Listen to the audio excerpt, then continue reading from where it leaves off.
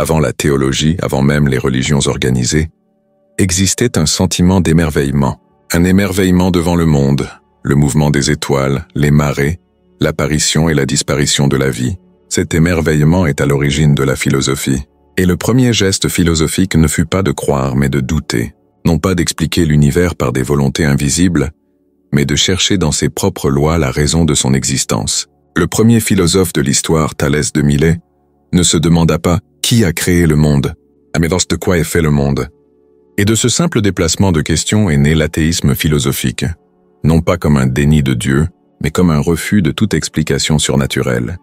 Thalès observa la nature et affirma que tout était fait de la même substance, l'eau. Aujourd'hui, nous savons qu'il avait tort sur la substance, mais il avait absolument raison sur l'audace. Pour la première fois, quelqu'un disait « Il n'est pas de mystère qui ne puisse être saisi par la raison. Rien n'est hors de portée de la pensée humaine. Il n'existe pas d'inaccessible. Seulement ce qui n'est pas encore compris. » Ce geste marque la véritable naissance de la philosophie. Anaximène vint plus tard et dit « Non, la substance fondamentale n'est pas l'eau, c'est l'air. » Héraclite n'était pas d'accord, c'est le feu. Empédocle ajouta « Il y en a 4, le feu, l'air, l'eau et la terre. Ils divergeaient entre eux, mais tous s'accordaient sur l'essentiel. L'explication du monde doit venir du monde lui-même, et c'est là que naît ce que nous appelons la pensée immanente. L'idée que la nature est sa propre cause, que rien n'existe en dehors d'elle, et que toute cause est contenue dans la trame même de la réalité. Ces philosophes ont libéré la pensée humaine de la tutelle du mythe. Avant eux, le tonnerre était la voix de Zeus, la mer l'humeur de Poséidon et le destin le caprice des dieux. Après eux, le tonnerre devint le bruit de l'air en expansion, la mer devint loi et le destin, une conséquence. Ce fut le premier grand acte d'émancipation de l'humanité. Le courage de penser sans peur du divin. Dire qu'au commencement était l'athéisme ne signifie pas que les premiers philosophes niaient Dieu mais qu'ils n'en avaient pas besoin. Pour eux, l'univers se suffisait à lui-même. Il était éternel, infini et se transformait selon ses propres lois. Et cette idée, si simple, est aussi la plus révolutionnaire. Car si rien n'a été créé, alors rien n'a besoin d'être expliqué par un créateur. Si l'univers est éternel, alors l'origine n'est pas un événement, c'est une condition.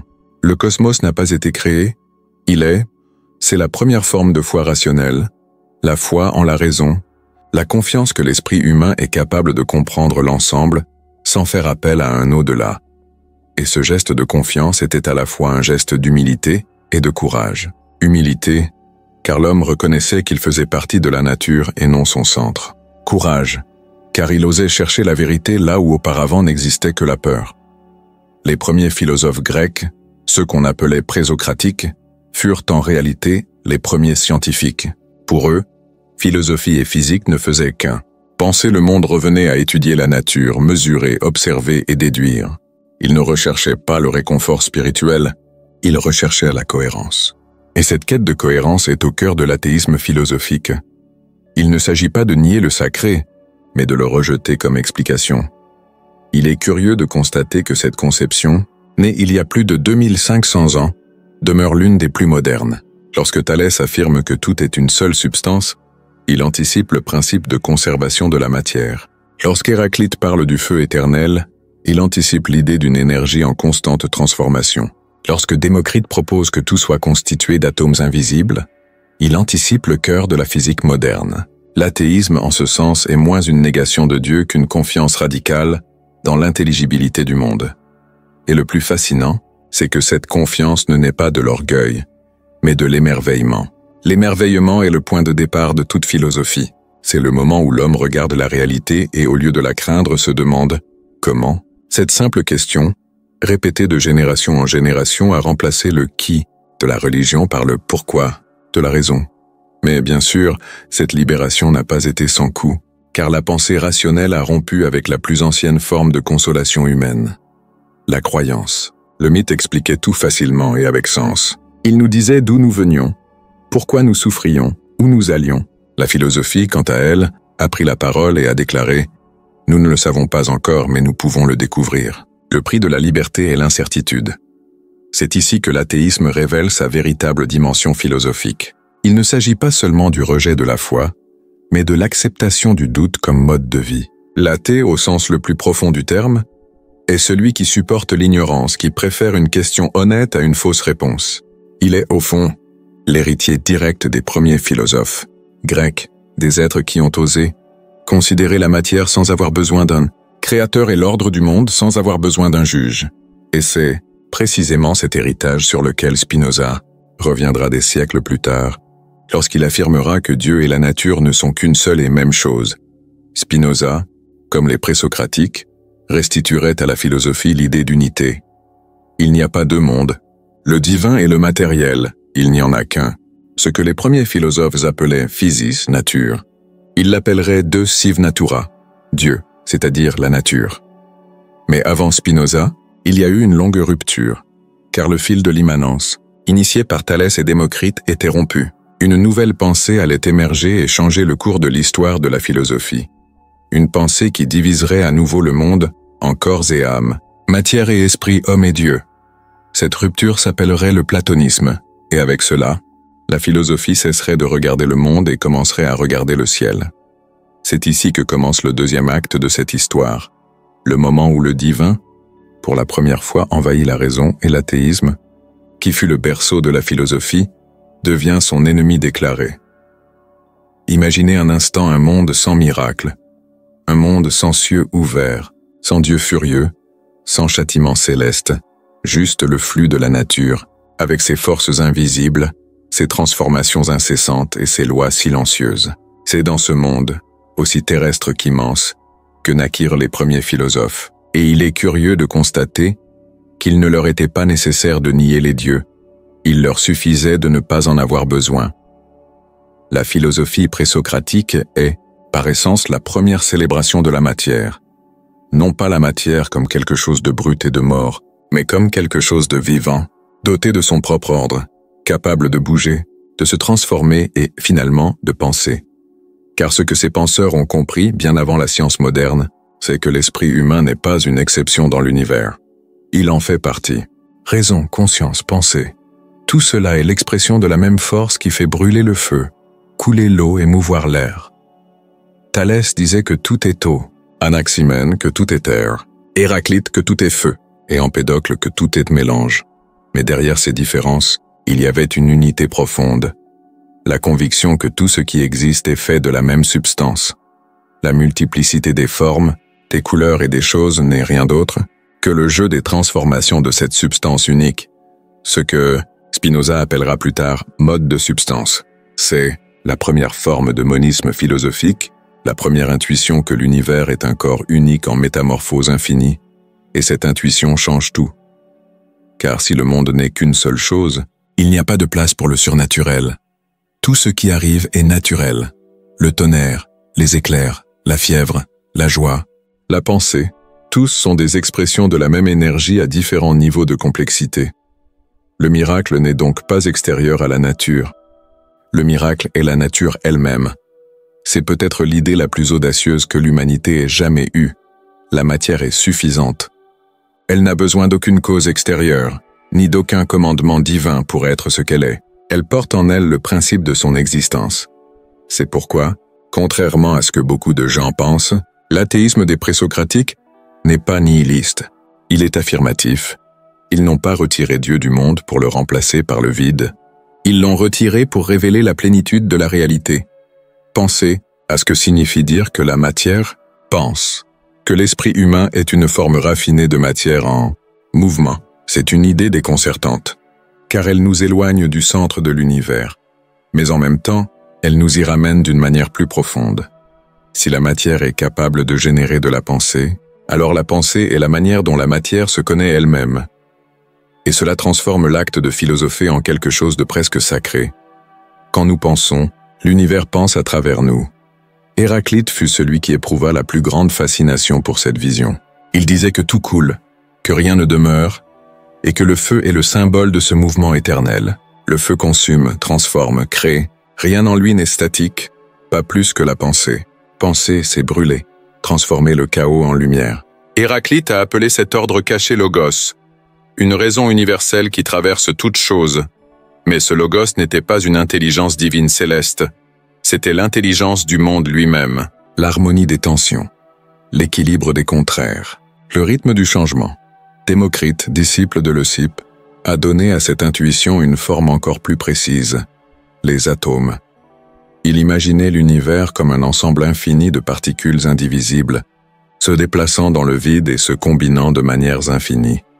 Il n'y a eu ni création, ni destruction, seulement combinaison et séparation. Rien n'est venu de rien. Rien n'est retourné à rien. Le monde n'a pas été créé. Il a toujours existé. Avec cela, Démocrite devient le père du matérialisme et, sans le savoir, le précurseur de Spinoza. Parce que ce qu'il disait en d'autres termes, c'est que la nature est la cause d'elle-même. Elle n'a pas besoin de créateur car elle est autogénérée, autosuffisante, éternelle. Et si la nature est cause d'elle-même, alors elle est, au sens le plus profond, divine, mais pas un Dieu personnel avec une volonté, une intention ou une moralité. Un Dieu sans visage, sans parole, sans jugement. Un Dieu qui est l'être même des choses. C'est là que l'athéisme des présocratiques et le Dieu de Spinoza se touchent. Tous deux sont des expressions de l'immanence. Tous deux disent que le sacré n'est pas en dehors du monde, mais en lui. Tous deux croient que comprendre la réalité revient, d'une certaine manière, à la vénérer. Et là, quelque chose de curieux se produit. L'athéisme cesse d'être simplement un déni de la foi et se transforme en une forme de spiritualité. Non pas une spiritualité d'adoration, mais de contemplation. Une spiritualité qui voit l'étude de la nature, l'observation du monde, la recherche de la raison, comme une sorte d'adoration silencieuse. C'est le même sentiment dont héritera la science moderne. Le respect du mystère sans avoir besoin de le qualifier de miracle. Les présocratiques enseignaient que la grandeur de l'univers ne réside pas dans le fait d'être créé, mais dans le fait d'être. Et cette véritable sagesse consiste à apprendre à voir l'infini dans ce qui est fini, l'éternel dans l'instant, l'absolu dans le mouvement. C'est la première forme de philosophie comme libération, libération de la superstition, de la peur, de la culpabilité. Car lorsque l'homme comprend que le tonnerre n'est pas une punition, que la maladie n'est pas une punition, que la mort n'est pas la fin, mais seulement une transformation, il se libère. Il cesse de craindre le monde et commence à l'habiter. La philosophie de l'athéisme, en ce sens, n'est pas une philosophie de l'absence, mais de la présence. Elle ne dit pas « Dieu n'existe pas ». Elle dit « Il n'y a rien en dehors de l'existence ». Et c'est une énorme différence, parce que ceux qui croient que tout ce qui existe est ce qui existe, commencent à aimer la réalité plus intensément, non pas comme quelqu'un qui la craint, mais comme quelqu'un qui la reconnaît comme faisant partie d'eux-mêmes. C'est l'héritage des premiers philosophes, la foi dans l'unité de la réalité. Mais cette foi, à la fois rationnelle et poétique, allait bientôt être ébranlée, car quelques siècles plus tard, une nouvelle pensée allait émerger, une pensée qui séparerait le monde visible de l'invisible, le corps de l'âme, l'humain du divin. Et avec cette séparation naîtrait une nouvelle forme de Dieu, le Dieu transcendant, qui vit en dehors de la nature, au-dessus de l'homme, au-delà de la raison. C'est Platon qui a ouvert cette faille, la première grande division entre l'athéisme et le théisme. Et c'est pourquoi, pour comprendre le contraste entre l'athéisme et le Dieu de Spinoza, nous devons d'abord comprendre ce qui s'est passé lorsque Platon a fait quitter le divin au monde. L'histoire de la philosophie est, en un sens, l'histoire d'une rupture. Une rupture entre le monde et ce que l'homme a appelé l'au-delà du monde. Avant Platon, la philosophie était un exercice d'observation et d'émerveillement. Comprendre la réalité à partir de la réalité, chercher les causes au plus profond des choses, trouver dans la matière le commencement et la fin de toute chose. Après Platon, cette simplicité vola en éclats. Le regard cessa d'être fixé sur la terre pour s'élever vers les cieux. La nature, autrefois sacrée en elle-même, fut réduite à l'état de copie imparfaite. Et le monde des idées, invisible, éternel, immatériel, devint le véritable foyer de la vérité.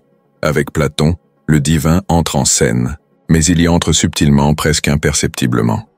Non pas comme une croyance religieuse, mais comme une hypothèse philosophique. Platon ne parle pas d'un Dieu personnel, doté d'un visage ou d'une volonté, mais plutôt de quelque chose d'encore plus puissant, un monde idéal, immuable, parfait, où résideraient les formes pures de tout ce qui existe. Là, les choses seraient ce qu'elles sont en essence. Ici, elles ne seraient que des ombres. C'est la célèbre allégorie de la caverne. Les hommes enchaînés, regardant les ombres projetées sur le mur, croyant que c'est la réalité. Le monde véritable, dit Platon, est hors de la caverne, et seul le philosophe peut l'atteindre. Ce qui semble, à première vue, une invitation à la libération est en réalité le début d'une nouvelle prison, car en divisant la réalité en deux mondes, l'un sensible et imparfait, l'autre idéal et parfait, Platon a créé une blessure qui allait imprégner toute la philosophie occidentale. La séparation entre le corps et l'esprit, entre la matière et le divin. Et c'est de cette blessure que naîtra l'idée de transcendance, le concept que le vrai bien, le vrai être, la vraie lumière sont au-delà et non ici. Ainsi, le regard humain s'est éloigné du monde concret et a commencé à chercher des réponses sur un autre plan. La vérité a cessé d'être une découverte pour devenir un souvenir, comme le disait Platon, une réminiscence de l'âme, qui aurait contemplé des idées pures avant de s'incarner. Et si l'âme vient d'un autre monde, celui-ci n'est qu'un passage. La vie matérielle est devenue une erreur à corriger, une chute à racheter. À partir de ce moment, l'univers a cessé d'être autosuffisant. Il ne suffisait plus de dire que la nature est cause d'elle-même. Il fallait admettre une cause extérieure, une intelligence ordonnatrice, un démiurge, comme l'appelait Platon. Ce démiurge ne crée pas le monde à partir de rien, mais l'organise selon le modèle des idées éternelles. C'est un artisan divin, façonnant le chaos en forme. Ainsi, ce que les présocratiques appelaient nécessité naturelle, Platon le transforme en volonté divine. Ce changement est décisif, car il ouvre la voie à tout ce qui suivra. Aristote, le christianisme, le Moyen-Âge, le théisme moderne, la philosophie, qui avait commencé comme un hymne à la raison et à la nature, devient peu à peu un discours sur Dieu, sur son existence, son essence, sa relation à l'humanité. La raison, autrefois instrument de libération, est désormais au service de la foi. Et c'est là que l'athéisme, pour la première fois, devient un ennemi. Non pas que les premiers philosophes fussent incroyants, mais parce que la nouvelle pensée, imprégnée de transcendance, ne tolérait plus l'autonomie de la nature. Affirmer que tout est matière, que l'univers est sa propre cause, devint une hérésie. La philosophie née athée devient théologique. Et le théisme, la croyance en un Dieu qui existe en dehors et au-dessus du monde, commence à dominer la pensée occidentale. Le platonisme est, en ce sens, une inflexion historique. Il remplace l'immanence par la hiérarchie. Au lieu d'un univers unique et continu, nous avons désormais deux plans, le divin et le terrestre. Et cette dualité deviendra le paradigme de toute la métaphysique ultérieure.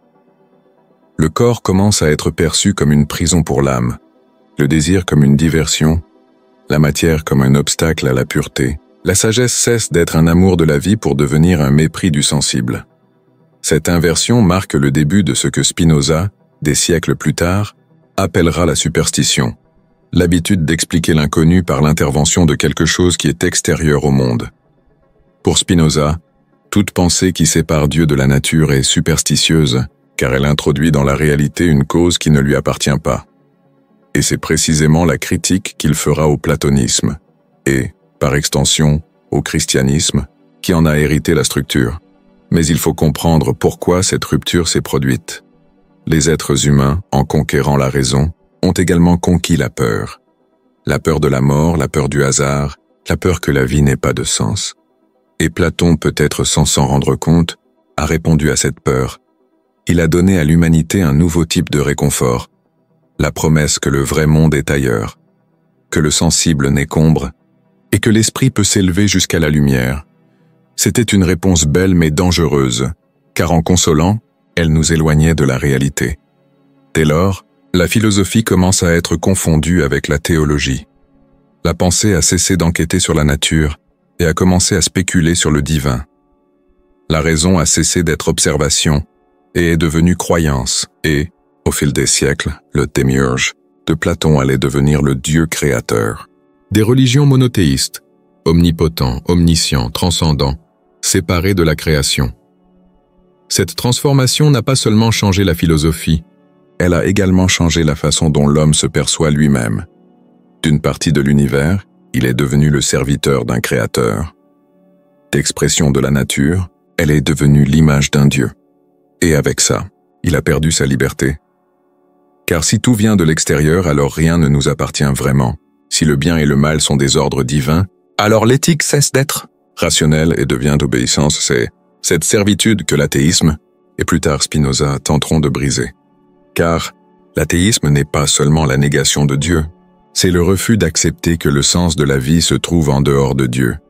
C'est le retour du regard sur le monde, la tentative de rétablir le lien perdu entre l'humain et le naturel. Avec Platon, Dieu entre en scène. Avec Spinoza des siècles plus tard, il sera rappelé sur terre. Mais avant que Spinoza puisse réconcilier le divin avec le réel, la pensée athée a dû parcourir un long chemin. Un chemin de confrontation, de critique et de libération. C'était le chemin des philosophes des Lumières, qui ont osé dire, dans l'obscurité complète de la foi, nous n'avons pas besoin de Dieu pour comprendre le monde, ni pour être bons. Et c'est ce tournant, celui de l'athéisme comme libération, qui marque le prochain chapitre de cette histoire. Pendant plus de 2000 ans, la pensée occidentale a vécu sous l'emprise de la transcendance. Ce que Platon avait découvert, les religions monothéistes l'ont consolidé. Un Dieu extérieur au monde, créateur de toutes choses, juge suprême de la vie et de la mort. L'homme est devenu sujet d'un ordre invisible, et la philosophie née pour questionner servait désormais à justifier. Mais le temps de la soumission n'est pas éternel. Il arrive toujours un moment dans l'histoire où l'obéissance prend fin, et ce moment fut appelé le siècle des Lumières. Le XVIIIe siècle marqua le retour de la raison à son propre destin. La philosophie, agenouillée devant l'autel depuis des siècles, se leva, et le geste fut simple et dévastateur. Les penseurs posèrent à nouveau des questions que personne d'autre n'osait poser. Si Dieu est bon, pourquoi le mal existe-t-il? S'il est juste, pourquoi la misère existe-t-elle? S'il est omniscient, pourquoi avons-nous besoin de la foi? S'il est omnipotent, pourquoi le monde est-il si imparfait? Ces questions, autrefois punies par le feu, devinrent le moteur d'une révolution intellectuelle qui allait changer le cours de l'humanité. Parmi ces rebelles de la pensée, un nom se distingue par son scandale et son courage. Jean Meslier, le prêtre qui rédigea en secret le premier manifeste complet de l'athéisme moderne. Tout au long de sa vie, Meslier fut un curé de village exemplaire. Il célébrait la messe, prêchait la parole et réconfortait les fidèles. Mais la nuit seule, il rédigea une confession de 1000 pages qui ne serait découverte qu'après sa mort. Un testament philosophique contre Dieu, contre l'Église et contre le pouvoir. Je voulais, dit-il, que le dernier des rois soit étranglé avec les entrailles du dernier prêtre. Cette phrase, qui a traversé les siècles comme une étincelle, n'est pas seulement un cri de révolte, c'est la traduction politique de la philosophie de l'athéisme. Meslier comprenait que la foi n'était pas seulement une affaire spirituelle, c'était une technique de domination. La croyance en Dieu servait à légitimer les inégalités, à apprendre aux pauvres à supporter leur misère, en échange de la promesse d'un paradis qui n'arriverait jamais. Pendant ce temps, rois et prêtres régnaient au nom d'une autorité que nul ne pouvait remettre en question. L'athéisme de Meslier n'est donc pas seulement métaphysique, il est moral, il est social, il est révolutionnaire. Pour lui, nier Dieu, c'est libérer l'homme de toute forme de servitude. C'est refuser la culpabilité, la peur, la punition. Il s'agit de redonner à l'être humain le droit d'être la cause de lui-même. Après Meslier, l'étincelle s'est propagée. Le baron d'Holbach, ami proche de Diderot et collaborateur de l'encyclopédie, devint le grand systématiste du matérialisme. Dans son livre Le système de la nature, publié anonymement en 1770, il affirme qu'il n'y a pas d'autre réalité que la nature et que les lois qui régissent le monde physique régissent également le monde moral. La moralité, dit-il, ne naît pas de la religion mais de la raison et de l'expérience. L'homme agit bien non pas par peur de l'enfer, mais parce qu'il comprend que le bonheur individuel dépend du bonheur collectif. La vertu est donc rationnelle, et la foi, au contraire, est le poison de la morale, car elle transforme le bien en obéissance et le mal en désobéissance. D'Holbach considérait la religion comme un obstacle au progrès humain. Alors que la raison cherche à comprendre, la foi exige l'acceptation. Alors que la philosophie doute, le dogme interdit le doute. La religion n'a pas seulement limité la pensée, elle l'a inversée. Il a enseigné que l'ignorance est humilité, que la souffrance est vertu, que le renoncement est amour. Et l'athéisme, face à cela, devient un acte de résistance, une manière d'affirmer que la vie ne doit pas être une répétition de la mort. Les critiques de d'Holbach ont trouvé un écho dans toute l'Europe et ont trouvé de puissants alliés. Voltaire, bien que n'étant pas athée, ridiculisait la superstition avec l'ironie de quelqu'un qui croyait plus à la raison qu'au miracle. Diderot, plus audacieux, écrivait « Le premier pas vers la philosophie est l'incrédulité », et peu de temps après, les pensées de tous ces hommes convergeront vers une idée simple et dangereuse. Dieu n'a pas besoin d'expliquer l'univers. La nature suffit, et la raison suffit. Mais l'athéisme des Lumières n'était pas seulement une thèse, c'était un geste. C'était le geste d'arracher le voile, de regarder le monde sans garantie, de remplacer la consolation par la lucidité. Car nier Dieu, ce n'est pas nier le sens, c'est refuser un sens imposé. Il s'agit d'accepter que le sens est quelque chose qui doit être construit et non reçu. C'est la subversion que l'athéisme introduit au cœur de la culture occidentale. Le passage de l'obéissance à la création. L'homme cesse d'être une créature et devient un auteur. La vie cesse d'être une épreuve et devient un projet. Et ce changement, qui a commencé dans les salons des Lumières mais s'est rapidement étendu aux révolutions politiques et sociales, a tout changé. Sans le poids du ciel, la terre pourrait enfin respirer. Mais l'athéisme a aussi hérité d'un risque, celui de devenir lui-même un dogme, car tout déni, trop souvent répété, risque de devenir croyance. Et c'est pourquoi, après les Lumières, des penseurs encore plus radicaux ont émergé, non pas pour prêcher le vide, mais pour reconstruire l'humanité sur de nouvelles fondations. C'est le cas de Ludwig Feuerbach, au XIXe siècle, qui affirmait « Ce n'est pas Dieu qui crée l'homme à son image, c'est l'homme qui crée Dieu à sa ressemblance. » Pour Feuerbach, Dieu est le miroir agrandi de nos propres vertus. L'amour, la sagesse, la justice. Tout ce que nous projetons dans le ciel, nous le prenons de nous-mêmes. Et ce faisant, nous appauvrissons l'humain. Le ramener à la terre, c'est nous ramener à nous-mêmes. L'athéisme cesse alors d'être un simple déni et devient une réintégration, le retour du divin à l'humanité. Cette idée sera reprise et radicalisée par Marx, Nietzsche et Freud, chacun à leur manière. Marx dirait que la religion est l'opium du peuple, l'anesthésiant d'une humanité opprimée. Nietzsche proclamera la mort de Dieu comme l'événement le plus tragique et le plus libérateur de la modernité. Et Freud montrera que la foi est souvent la continuation de l'enfance par d'autres moyens. Le désir inconscient d'un père protecteur qui n'a jamais existé. Dans tous ces cas, l'intuition est la même. L'homme ne devient adulte que lorsqu'il se libère du besoin de tutelle divine. Et être adulte, ici, c'est prendre le risque de la liberté, le risque de ne pas avoir de garantie, de ne pas avoir de destin, de ne pas avoir de salut. L'athéisme militant du XIXe siècle n'était donc pas un simple déni de la foi. C'était un rite de passage. L'humanité, pour la première fois, a regardé dans le vide et n'a pas reculé. L'univers, sans Dieu, n'était plus un lieu de punition et de récompense, mais un champ de possibilités. Et cette reconnaissance, ce oui à la terre, est ce qui prépare le terrain pour Spinoza. Car Spinoza, bien qu'antérieur à tous ses penseurs, est le point d'équilibre entre l'athéisme et le sacré. Il ne détruit pas Dieu, mais le redéfinit. Pour lui, Dieu n'est pas un être, il est l'être. Ce n'est pas hors du monde, c'est le monde lui-même. Et comprendre cela, c'est comprendre que le véritable athéisme n'est pas l'absence de Dieu, mais le refus de le séparer de la réalité. Avec les Lumières, l'homme a appris à se libérer. Avec Spinoza, vous apprendrez à concilier. Et c'est l'étape suivante de cette histoire. Le moment où le Dieu des théologiens se dissout dans la lumière sereine de la raison, et l'athéisme trouve la présence du divin dans l'univers lui-même.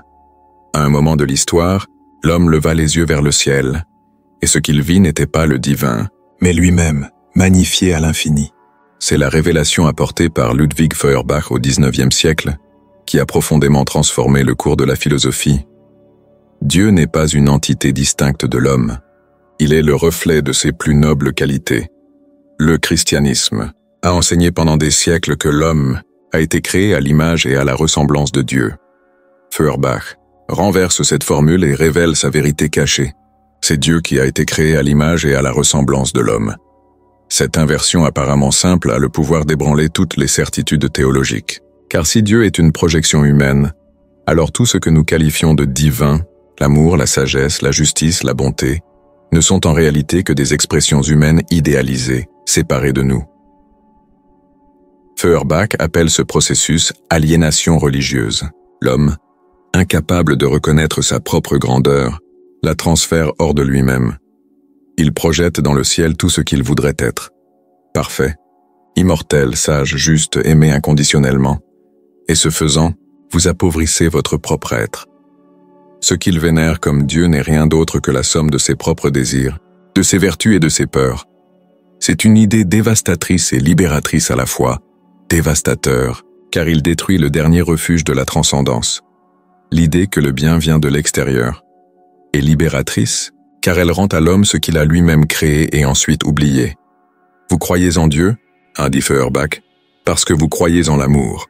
Vous croyez en la sagesse divine, parce que vous admirez l'intelligence. Vous croyez en la bonté éternelle parce que vous reconnaissez, en vous-même, la capacité de pardonner.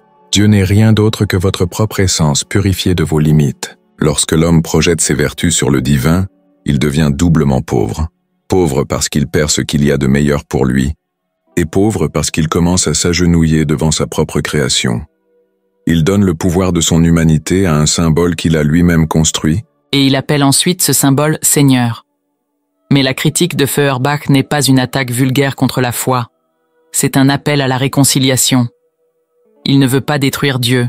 Il veut le ramener à la maison. Il veut que l'homme reconnaisse que tout ce qu'il adore au ciel est déjà en lui, que l'amour qu'il appelle divin est le même amour humain, vu seulement à la lumière de l'éternité, que la bonté qu'il attribue à Dieu est la même qui peut s'épanouir dans les gestes les plus simples de la vie quotidienne. En ce sens, Feuerbach n'est pas seulement le philosophe de l'athéisme, il est le premier philosophe de l'humanisme spirituel. Ce qu'il propose n'est pas un déni froid, mais une restitution, rendre à l'homme ce qui a toujours été sien, pour vous rendre la dignité d'être la mesure de toute chose. Et c'est pourquoi il intitule son œuvre la plus célèbre, l'essence du christianisme, parce qu'il voit au cœur même de la foi chrétienne le secret de l'humanité que la religion a tenté de cacher. Pour Feuerbach, l'histoire de Jésus est le symbole le plus profond de cette vérité. Quand le christianisme dit que Dieu s'est fait homme, il révèle sans s'en rendre compte l'essence de sa propre doctrine. Dieu est humain. L'incarnation est la confession inconsciente que la divinité appartient à la terre et non au ciel. Jésus est l'image de l'homme qui retrouve sa divinité intérieure, de l'homme qui cesse de chercher Dieu à l'extérieur et le trouve à l'intérieur. Et dans ce geste, l'athéisme cesse d'être une rupture et devient une réintégration. Mais si Feuerbach rend Dieu à l'homme, Nietzsche va plus loin et demande « Et que faisons-nous maintenant que nous savons que c'est l'homme qui a créé Dieu? Comment vivre sans ce miroir désormais brisé? Car si toute l'idée du divin n'était que projection, que reste-t-il lorsque le miroir est brisé? Ce qui reste, c'est le vide et le vertige de la liberté. » Feuerbach croyait qu'il suffisait de rendre le sacré à l'humain.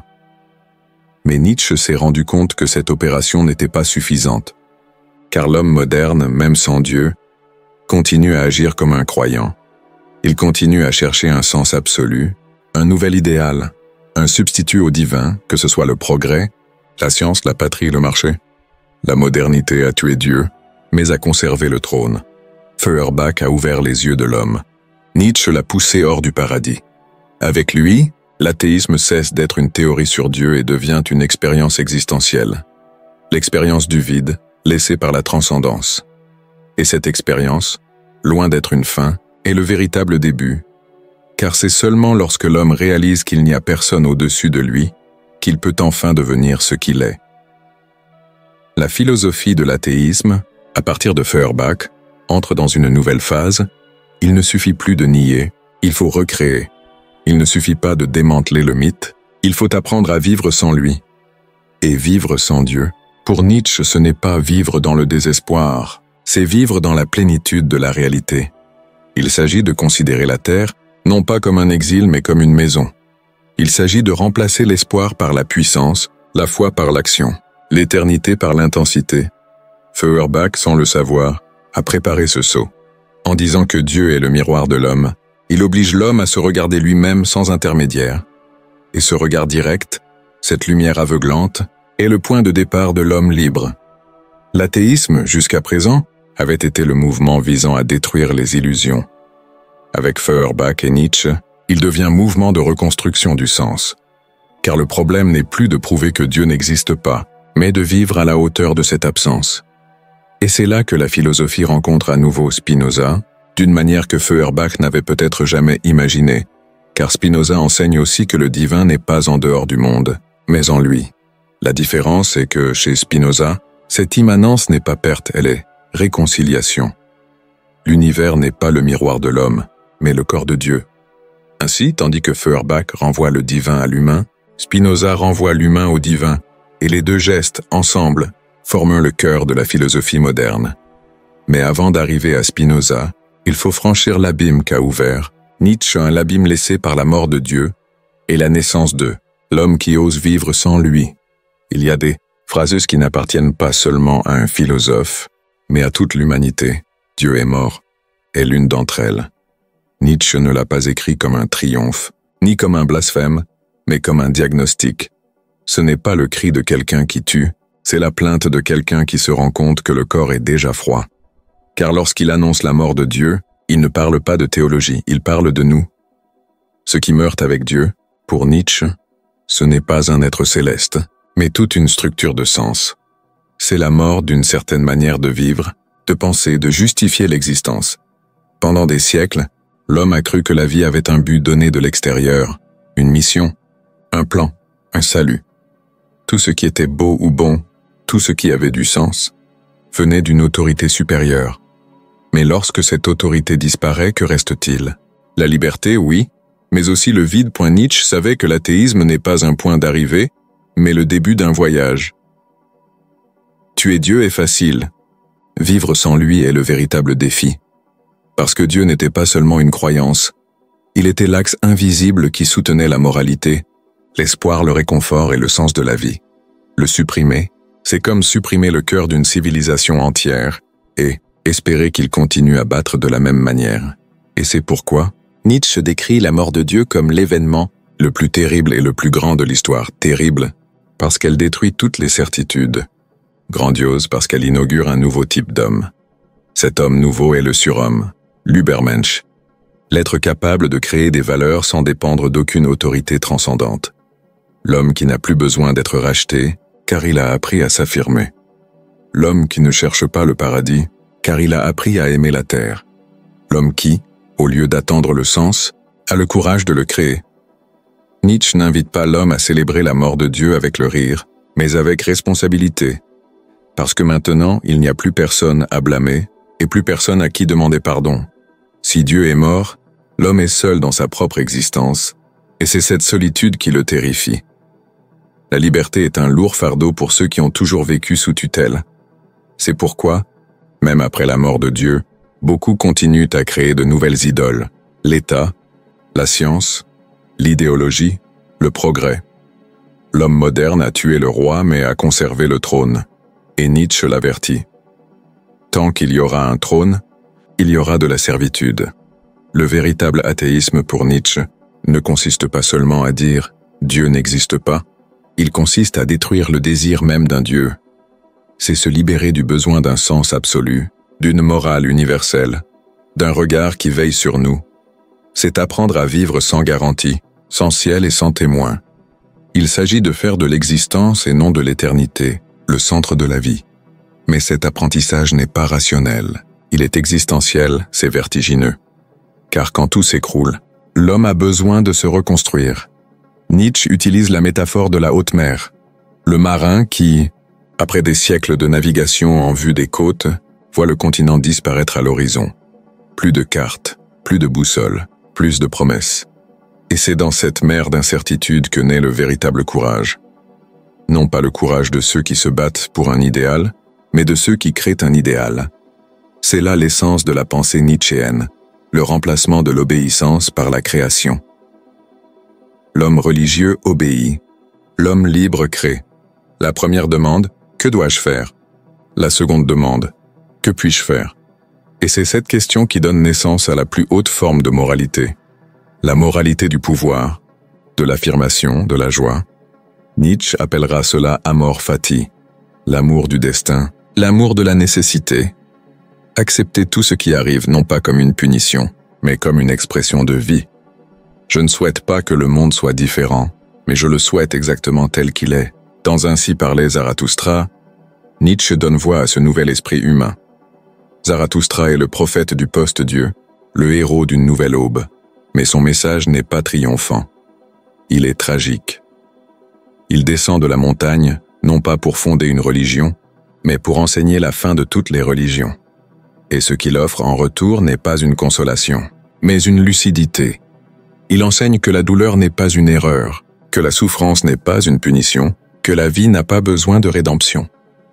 La vie est la valeur suprême, et tout ce qui l'affaiblit, que ce soit la peur, la culpabilité ou l'espoir, doit être surmonté. Nietzsche voit dans la figure de Jésus l'une des illusions les plus belles et les plus tristes de l'humanité. Jésus, pour lui, était un homme qui incarnait la pureté de la vie, mais dont le message s'est transformé en une morale de la servitude. L'Église a fait de sa liberté une prison, de sa compassion une culpabilité, de son amour pour la terre une promesse du ciel. C'est pourquoi Nietzsche dit « Le christianisme n'est pas la victoire du Christ, il est sa négation. » Et c'est contre ce déni de vie qu'il s'élève. Mais Nietzsche ne veut pas détruire la foi uniquement dans les dieux religieux. Il veut détruire la foi dans toute vérité qui prétend être absolue. Elle veut libérer la pensée du besoin de fondement. Il veut un monde où l'homme ne s'agenouille ni devant Dieu, ni devant la raison, ni devant la morale, ni devant la science. Un monde où la pensée est dense et la vie. Création continue. Mais cette liberté a un prix, l'abîme. L'homme qui regarde dans le vide doit être assez fort pour ne pas être englouti par lui. Celui qui combat des monstres doit faire attention à ne pas devenir un monstre. Et quand tu regardes longtemps dans l'abîme te regarde aussi. C'est l'avertissement de Nietzsche à l'homme qui prétend être libre, car la liberté, sans création, devient désespoir. L'absence de Dieu ne suffit pas. Quelque chose doit naître à sa place. Pas une nouvelle idole, mais un nouveau type de conscience. Cette conscience est ce que Nietzsche appelle l'esprit libre. Un homme qui n'a pas peur du chaos, car il a appris à danser avec lui. Qui ne cherche pas les vérités éternelles, car il a appris à vivre dans l'instant présent. Qui n'attend pas la rédemption, car il a découvert que vivre est déjà un miracle. Et c'est ici que la pensée de Nietzsche croise celle de Spinoza, de manière presque secrète. Tous deux rejettent la transcendance. Tous deux croient que le divin n'est pas au-delà de la vie, mais en elle. La différence est que, tandis que Nietzsche voit dans la mort de Dieu le début d'un homme nouveau, Spinoza avait déjà montré que Dieu n'était jamais absent. Il était simplement incompris. Pour Spinoza, l'homme n'a pas besoin de tuer Dieu pour être libre. Il suffit de le comprendre correctement. Et comprendre Dieu, pour Spinoza, c'est comprendre la nature. Parce que Dieu est la nature. C'est ce que Nietzsche, dans son vertige, annonce avec le feu. Et ce que Spinoza, avec la sérénité, va transformer en lumière. Le chaos que crie Nietzsche, Spinoza l'organise. La liberté que Nietzsche jette dans l'abîme, Spinoza l'ancre dans la raison. Et lorsque les deux se rencontrent, la philosophie de l'athéisme se transforme en quelque chose de plus grand, une sagesse sans transcendance, mais pleine d'éternité. Et c'est précisément ce que nous verrons ensuite, lorsque le Dieu de Spinoza surgira, non pas comme une réponse à la mort de Dieu, mais comme son dépassement définitif. Après des siècles de confrontation entre la foi et la raison, entre Dieu et le monde, entre la transcendance et la liberté, une voix calme émerge qui change tout. Une voix sans colère, sans dogme, sans cri. La voix de Baruch Spinoza. Alors que le christianisme proclamait un Dieu au-dessus de la nature et que Nietzsche célébrait sa mort, Spinoza choisit une voie que peu osèrent suivre. Il redéfinit Dieu. Non pas en tant qu'être, mais en tant qu'être. Non pas en tant que créateur, mais en tant que création elle-même. Et c'est dans ce geste si simple et si radical qu'il réconcilie ce qui semblait inconciliable. La raison et le sacré. La liberté et la nécessité. L'homme et le divin. Spinoza a appelé sa doctrine Deus sive natura. Dieu, c'est-à-dire la nature. Ces trois mots suffisent à transformer toute l'histoire de la philosophie. Car, en disant que Dieu est la nature, Spinoza détruit l'idée de transcendance. Il n'y a plus de Dieu extérieur au monde, qui regarde le destin des hommes. Il y a un Dieu qui est le monde lui-même, qui palpite dans chaque particule, dans chaque pensée, dans chaque forme d'existence. Tout ce qui existe est une expression de lui, un mode de sa substance infinie. La divinité n'est donc pas dans l'au-delà, mais dans l'ici-bas, Ce n'est pas un objet de foi, c'est un objet de compréhension. Cela ne se révèle pas par miracle, mais par nécessité. Et c'est précisément cette nécessité, cet ordre absolu de la nature, que Spinoza appelle Dieu. Mais ce Dieu n'a rien d'humain. Il ne pense pas comme nous, il ne désire pas, il ne décide pas, il ne punit pas et ne pardonne pas. Ce n'est pas un juge, c'est une loi, ce n'est pas une volonté, c'est une structure éternelle. Dieu n'est pas l'auteur de l'univers, il est l'univers. Et comprendre cela, c'est se libérer de siècles de superstition. Quand Spinoza parle de liberté, il ne parle pas de faire ce que l'on veut, mais de comprendre ce que l'on est. Être libre pour lui, c'est agir selon les besoins de sa propre nature, et non sous l'emprise des passions ou de l'ignorance. L'homme libre est celui qui comprend que tout ce qui arrive, absolument tout, découle de l'ordre de la nature, et que cet ordre est divin. Il n'y a aucune chance, aucune punition, aucune culpabilité. Il n'y a que des causes, liées dans une logique parfaite mais invisible. C'est la grande révolution éthique de Spinoza. Alors que les religions prêchent la crainte de Dieu, il enseigne l'amour intellectuel de Dieu. Amor Dei intellectualis. Un amour qui ne s'exprime pas dans des rituels, mais dans la compréhension. Un amour qui ne demande rien, ne mendie rien, ne promet rien. Aimer Dieu pour Spinoza, c'est comprendre le monde. Et comprendre le monde, c'est vivre dans la joie, car la joie est le signe que notre pouvoir d'exister a augmenté. Cet amour intellectuel est la forme suprême de la sagesse.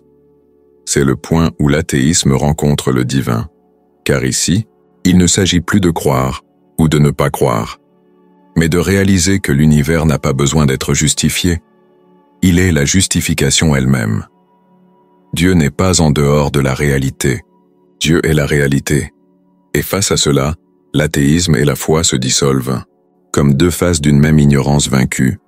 Spinoza ne voulait pas détruire la religion, il voulait la purifier. Il voulait libérer le sentiment religieux de l'esclavage de la superstition. J'ai voulu montrer que le véritable sacré n'est pas ce qui nous sépare du monde, mais ce qui nous unit à lui. C'est pourquoi il a été qualifié d'hérétique, de panthéiste, d'athée. Mais ce qu'il a fait, c'est restaurer le divin dans sa pureté, l'éternité qui se manifeste à chaque instant. En définitive, le Dieu de Spinoza est le seul à survivre à la critique de Nietzsche, parce qu'il est le seul à ne pas mourir. Ce n'est pas Dieu qui gouverne, c'est Dieu qui est, et l'être ne peut pas mourir. Nietzsche a tué le Dieu des théologiens, le Dieu qui juge, qui promet, qui donne et qui reprend. Mais le Dieu de Spinoza est le Dieu qui n'a pas besoin d'autel, car il est en tout. C'est Dieu qui n'exige pas la foi, juste l'attention. Chez Spinoza, l'univers est une géométrie de l'éternité. Tout est connecté, tout est lié, tout a une cause, et l'homme, loin d'être le centre, n'est qu'une forme parmi une infinité d'autres, mais une forme capable de comprendre l'ensemble. Et dans cette compréhension, il participe à l'éternité. Non pas de l'éternité chronologique, mais de l'éternité de l'être, celle qui se vit dans l'instant où l'on comprend que tout est nécessaire, que tout est parfait, que rien n'est en dehors de Dieu. Cette compréhension change notre façon de vivre. Car celui qui comprend l'ordre de la nature cesse de lui résister. Arrêtez de maudire la douleur, arrêtez de blâmer le hasard, arrêtez de demander l'impossible, et commencez à agir en harmonie avec ce qui est. Cette harmonie, qui pour les anciens était destin et pour Nietzsche courage, devient chez Spinoza sagesse. La sagesse de ne pas lutter contre la réalité, mais de s'étendre avec elle. Spinoza nous enseigne que le salut n'est pas un autre monde, mais ce monde-ci bien compris. L'éternité n'est pas après la mort, elle est dans l'intensité avec laquelle nous vivons le présent. La béatitude n'est pas une promesse, c'est une clarté. Et la foi, purifiée par la raison, se transforme en joie sereine, la joie de participer consciemment à l'infinité de l'être. C'est pourquoi beaucoup appellent en Spinoza le saint des athées, car ton Dieu ne divise pas, ne réclame pas, ne se venge pas. C'est un Dieu sans adoration, mais plein de présence. Un Dieu qui n'est pas dans le temple mais dans la cohérence de la nature, dans la rigueur des lois, dans le pouls du corps, dans le calme de la pensée. Un Dieu qui ne s'impose pas par la foi, mais se révèle par la compréhension. En fin de compte, la philosophie de Spinoza est le point où l'athéisme cesse d'être une négation et devient une contemplation. Le moment où l'homme, fatigué de chercher un sens en dehors de lui-même, découvre qu'il a toujours vécu en lui-même. Et c'est cette reconnaissance, silencieuse, lumineuse, inévitable, qui clôt le cycle commencé avec les présocratiques. Ils disaient que tout est matière. Spinoza a montré que cette matière est divine. Il niait le ciel. Spinoza faisait de la terre le ciel. Et c'est peut-être la phrase qui résume toute sa philosophie et tout le chemin que nous avons parcouru jusqu'à présent. L'homme libre ne pense à rien de moins qu'à la mort, et sa sagesse est une méditation, non pas sur la mort mais sur la vie. Car comprendre le Dieu de Spinoza, c'est comprendre que la véritable éternité, c'est vivre pleinement, maintenant. Si cette réflexion sur le Dieu de Spinoza vous a fait réfléchir, si, à un moment donné, vous avez ressenti ce silence intérieur où tout semble avoir un sens, laissez votre like. Cela montre que ce type de contenu vous touche et aide ce message à atteindre davantage de personnes qui cherchent également à comprendre le monde plus en profondeur. Profitez-en et abonnez-vous à la chaîne. Ici, chaque vidéo est une invitation à penser différemment, à regarder la vie avec la lucidité sereine que Spinoza appelait l'amour intellectuel. Et dites-moi dans les commentaires, qu'est-ce qui vous a le plus touché dans cette vision de Dieu comme la nature elle-même? Était-ce libérateur? Défi? Contradictoire? J'aimerais vraiment savoir comment cette philosophie a résonné en vous. Et si vous souhaitez poursuivre cette plongée, regardez également les autres vidéos de la chaîne sur Spinoza, en particulier celles qui parlent du pouvoir du désir, de la joie comme force vitale et de la manière d'atteindre la liberté par la raison. Ils se connectent naturellement à tout ce dont nous avons parlé ici et vous aideront à mieux comprendre ce que Spinoza appelait la vie sous la forme de l'éternité.